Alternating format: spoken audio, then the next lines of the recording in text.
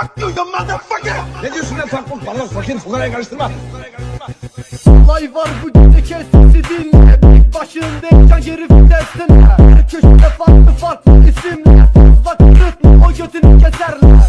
Dede trafik amcalar geldi. Dikkat et ayağın çocuklar dedi.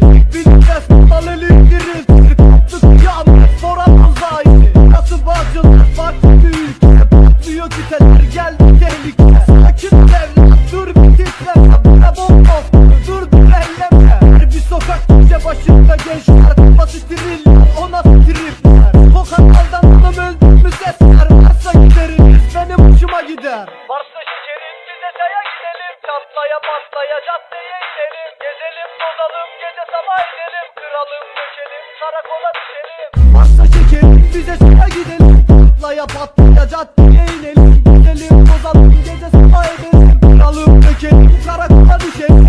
Oğlum memur çok asma kendini, onlar da bizde. Aklı bir şeyler hepsi kafanda. Bir ekip arabada her şey yolunda. Var you baby tükürmek cizati. Yüz verme zaten yok becati. Kardeşim durma yıkıldık hadi. Stüdyo santral ortalık yani. Yolu Taksim Ortaköy bebek bize göre değil. Sosyete mekanlar. Hadi demir kapı Yavuz göster. Biter bize ayağın gerisi hikaye. Değişik tarzı bu insanı farklı. Başında şapkası aklını aldı. İthamın cebinden açtı kaldı. Çarptı cüzdanı kim para yıktı.